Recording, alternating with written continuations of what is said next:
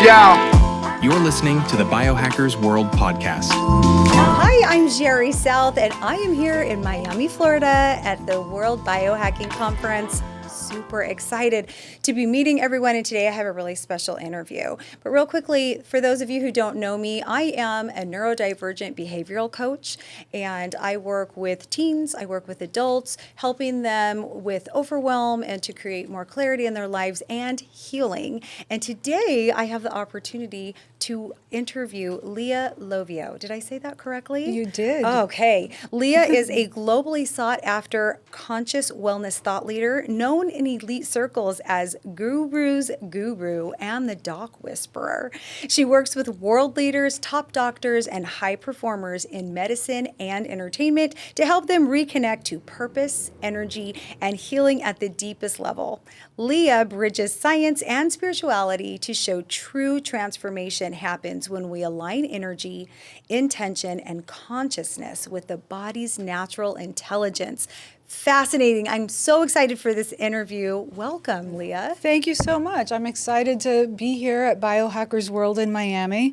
It's, a beautiful place, and we're doing beautiful things, bringing healing to the world, creating community, and just bringing all of the blessing work to all of the people one at a time, with everyone with their little piece, right? Whether it's a supplement, a technology, or a technique. Yes. We all do our little piece to help people live a little bit better. Oh, it's fascinating. Just walking around, I was joking, I feel like I'm being healed just walking through these halls, Yes. talking to people and feeling their energy and everything they have to offer. But we're here to talk about energy with you. I'm really excited for this interview because you really approach this from what I consider to be a unique angle that I'm not as familiar with. So I really want to dive into what you do. Can you just tell us a little bit about your journey? What inspired your journey and how it began? Absolutely. So, I've been always involved in the spiritual world, in the healing world. I was very blessed to grow up in Los Angeles amongst a lot of cultures, a lot of interfaith, a lot of practices. And what I learned at a very young age, I was a natural empath. I was kind of a born healer, intuitive. And when you have that as part of who you are, you have to learn how to use it in a way where you can really help people without getting yourself out of whack, which happens quite often with healers. So what I had to learn as I was growing up amongst all of this chaos in Los Angeles, because diversity also can create chaos, right? Until we learn how to manage it, was how to work with my own energy, how to make sure that I'm anchored, that I'm healthy, that I'm strong, so that I could better serve the people that I was blessed to serve. And I just started in the entertainment industry. I was an actress. I was hosting many TV shows. Then I was doing films when I was 16 years old. And what happened is that I was always everyone's therapist or everyone's spiritual guide. And I've always just gone where I was called. I believe that we all have a calling and that there is something that guides us. And I've always followed what has guided me. And then I realized after a while, my true work is to be of service and help other people heal, help other people elevate their consciousness, their mind, their body, their spirit, so that they can be the best person they can be, so that they may also serve humanity. And eventually, after a while, I was working with many people, and finally one of them said to me, "I think I should be paying you for this." And you realized, yes, you'd be making money. Yeah. Absolutely. And I said, "Okay, you can pay me." And then it just, I got more referrals, and I worked with many clients for many years, one-on-one. And as we worked on the mental, emotional, and spiritual, I started to see that if the physical body was not also optimized, if the brain chemistry wasn't optimized, if the gut microbiome wasn't optimized, it was very difficult for people to find peace in their life and to really do their best work in the precious life that they're given. And so one of my clients said, "Hey, can you work with my doctor so we can all collaborate?"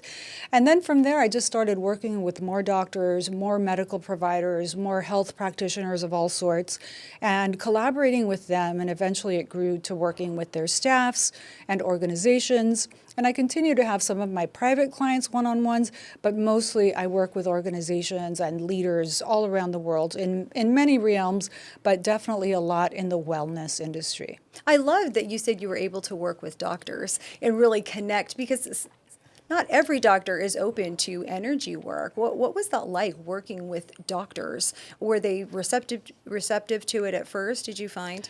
Not all of them. You know, some of them were very skeptical and said, Right. look, we just want science, science, science. Exactly. But even the most scientific, brilliant minds that I work with, it seems to me that ultimately, because they are so scientific and so logical and so rational, they actually do end up embracing the energetic and spiritual side of healing, because they understand actually far better than many of us who don't have the scientific background, the actual mechanisms in the body and the reaction if a person is unhappy.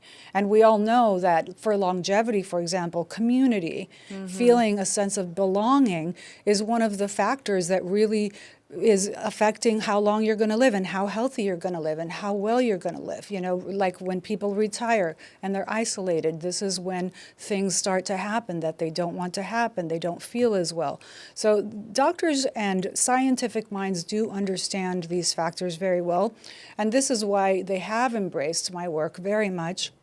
And I'm so grateful for it, because I consider healers, doctors, the most important people in the world, in the sense that everyone is going to need one at some point. And if we can get them on board to truly understand what makes a whole human happy, healthy, abundant, and prosperous in their life, where they feel fulfilled, then, you know, we've got a big team of helpers on the planet. And I call them angels on earth. I say doctors, healers, these are the walking angels on earth, because if you choose at some point in your life that you're going to do one thing to help one person, and especially if you're going to help them live a better life, you are a walking angel on earth. You don't need to go too far. We've got a bunch of them right here at the conference.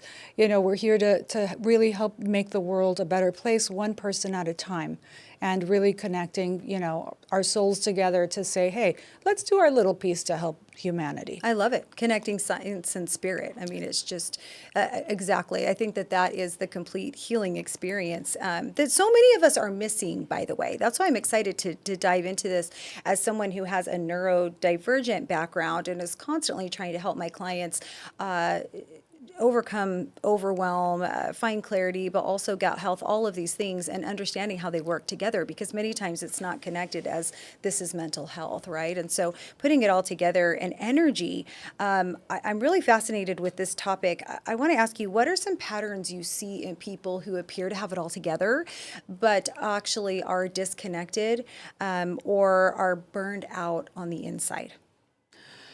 So many of the people that I work with are those people, right? They've got all of the resources. They're able to do all of the hacks. They're able to go to any doctor they want anywhere in the world. And what actually happens is that there's patterns that show up. And generally, these are seeds that were planted in their thought processes and how they view the world at some point in time. And this is why I always start with the thoughts with the work that I do with people. What happens is that sometimes our society tends to tell people, you're only allowed to have this much. You're only allowed to be this happy. You're only allowed to be this healthy. And as people have more and more success in areas of their life, some of that self-sabotage comes up, because some of that is past programming of, like, you know, in some cultures, in some spiritual practices, in some religions, they say things like, oh, everyone has their cross to carry, or different things depending on the culture or the religion or the spiritual practice. And so we start to look at, wait a minute, what is the thought that is creating this ailment? Because sometimes there's no scientific or logical reason why they're having a physical illness, a physical burnout. It just simply is a bit of overwhelm. And it's so frustrating to be in that situation and not have answers. It is very frustrating, especially when you're doing everything. Right. So then this is what we do with the doctors. We look at, okay, if we've got all of these markers in place and we're doing everything, they're doing the right lifestyle, the exercise, the sunlight, the grounding, the right food, then what's going on? We have to look at what are the thought processes? What do they think about their own life? What do they think about what they are allowed to have? How are they handling having a lot of eyes on them, having a lot of judgment on them? We as people that are not, super well known, we've got stuff we deal with. We deal with the neighbor, that maybe says something snarky. And then when you're in the public eye, for example, now you've got an entire world loving you or hating you and saying negative things about you or positive things about you. So we work on the thought processes of, one, really understanding judgment, for example, understanding that whether somebody, ourselves, if we have a judgment on someone or if someone has a judgment on us, it literally means absolutely nothing. It only means that either we have a judgment or they do, but it's not a truth or a fact. So we do, I reach spirituality for people and that marriage between scientific and spiritual medicine through very practical thought processes. Because our mind is the only thing that we are really aware of. Our thoughts are the only things that we really can have some control over. It's very difficult to control external circumstances or anyone else, but we can control what we think every day. And this does affect what happens to our physiology, because every thought creates a reaction in our body and will lead us to actually doing things, saying things, right, and taking actions that can be harmful or helpful to our life. It's so fascinating because, if you talk to specialists in the world of neurodivergence, the understanding is this is the way your brain is. You really can't change. This is a neurological condition. You can't change the way that your brain functions. You can learn to control behaviors, but you can't change it. And I don't see it that way. I think that regardless of a diagnosis like ADHD, for example, that what you think about yourself affects even your executive functioning. And so most people, they come to me wanting help with executive functioning skills. And so they're a little surprised when I dive into their thoughts. And sometimes they'll even say, no, I wanted help with executive functioning. I want to process. I want to plan. Like, right. But if you see yourself as lazy or a procrastinator or it's hard because of my ADHD, it doesn't matter what process I give you, you will not be able to follow through. So what I wanted to ask you is that ADHD is just known for mental overwhelm, emotional dysregulation. So how much of that chaos comes from energy dysregulation? And also, what would be a first step to recentering? I love what you said, about that you do talk to people about what they think about themselves. How do they talk to themselves? And you're right, no matter how many practical tools we can give a human being, no matter how many medications they can get or how optimized they can get, there is like, what do you think about all of these things? But when I say that, I always like to be clear that there is definitely a place for all of the medical strategies, for all of the wellness strategies. And this is why it is a dance between spiritual medicine and scientific medicine, because we don't divorce from the physical and we don't divorce from the spiritual. Many people want to choose a side, but it's actually both. That dance between the two is what helps us really heal. And where the energy comes in is that, again, every thought that you have creates a chemical reaction in your brain. And that chemical reaction actually creates an emotion. And your emotions are what will create the energy that will make you want to take an action. Once you take the action, now you've put the energy really into your body, into the world, and you create frequencies all around everything that you are, everything that's around you, even into the cells of your body. And this is how energy becomes energy. But it does start with a thought. And many people think, well, I can meditate my way out of it. It has to be both. We have to regulate the physical body. If we need something for brain chemistry, we need to handle that, because it's very difficult to focus on what negative thoughts am I having that are affecting what I'm doing if your brain chemistry is off, right? If your hormones are off, it's very difficult to regulate what you're thinking. And so we do take care of the physical body so that the person can actually start to pay attention to those thoughts and say, okay, I'm balanced enough now that I can look at the thoughts and I can start to make some changes in the thoughts that ultimately will create the energy that is going to move me to do the things in my life, whether it's not do things or do things that are going to help me or interfere with my healing. I love that. Okay, so you teach that healing and high performance don't come from doing more, but from removing interference. So can you unpack what emotional interference means? Yes. So I have different words that I use for interference, and they're really kind of things that we think, that we do, and that we say. And some of those things are, one is to really understand that everything is time and energy. And even though time may be infinite, space may be infinite, energy may be infinite, hours in this physical body at this time is not. We get a lifetime, right? That's what we get, and we need to make the best out of it. So when we start to really value every single moment, that this moment right now is something that I'm giving my time and my energy to. Well, what are your moments made out of? Your moments, again, are made out of the thoughts that you're having. And nothing happens before a thought occurs. People say, well, I just did that. No, there's nothing that we've ever done that we just did.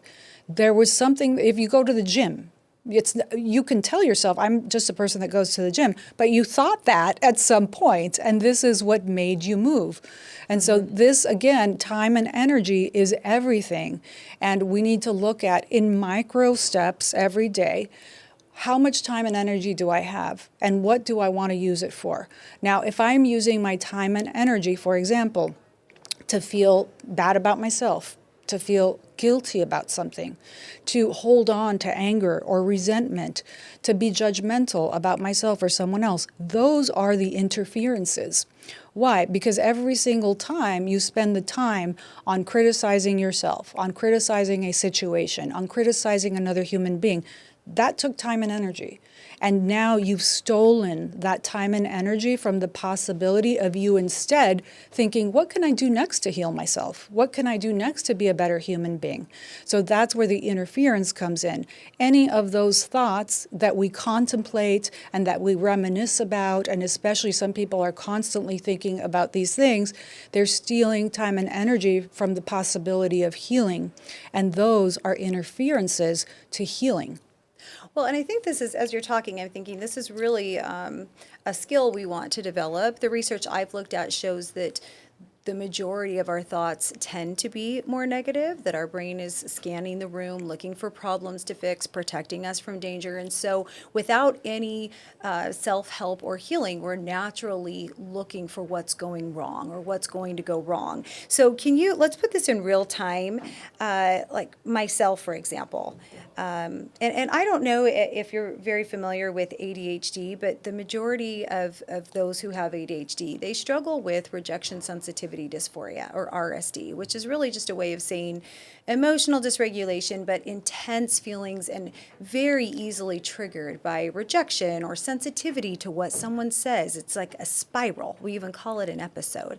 And so this is one of the reasons ADHDers really struggle with like the work that you're talking about, because the brain just takes off before they've had a moment to even think through their thoughts, and immediately the rejection sets in. And so if you take someone like me, I'm a lot more regulated, but with RSD and like all of the family chaos, I still have 6 of my 7 children living at home. I work all the time. There's chronic stress. What's a way that I can practically regulate my energy and my emotions in the middle of all of that? I think it starts at the beginning of the day. Every day, right? I don't believe in long processes. For example, many people say, well, you need to become an expert meditator. You need to really learn how to meditate and be quiet. that's the last thing I tell any of my high-performing clients or anyone with ADHD. The last thing you want to do is sit down and be quiet. You've been told to sit down and be quiet your entire life. By It's the way. impossible. My thoughts get the best of me if I'm trying to be quiet. Absolutely. And then it becomes a source of frustration and Yes. even more stress. I've had people tell me, they're telling me to sit down, shut my mind off, and get in tune with my heart. And this is making me more anxious. Right, exactly. Exactly. Yes. So I start with micro steps, you know. Okay, which is great for ADHDers, by the way. Yes. Just starting the day, you know, with 3 intentions, with 3 breaths. I say, think of just 3 things that you're grateful for. Think of 3 intentions you have for your own life and what you want for yourself, and 3 intentions on how you want to be of service to humanity and to help others heal in the world. When you have these, and this takes less than 3 minutes, it's fast. I don't want you to sit down with a notebook and write down 20 things and they journal. probably won't, so this they is won't, great. They don't do it. Right. Right. Yes. So very simple. And then also what your intentions are as to who you want to be in your life for you, who you want to be in your life for the people close to you, and also who you want to be to the people that you serve. This is just like a little anchor. So throughout the day, I ask people, just go back to that little anchor when things are going crazy during the day. Just remember.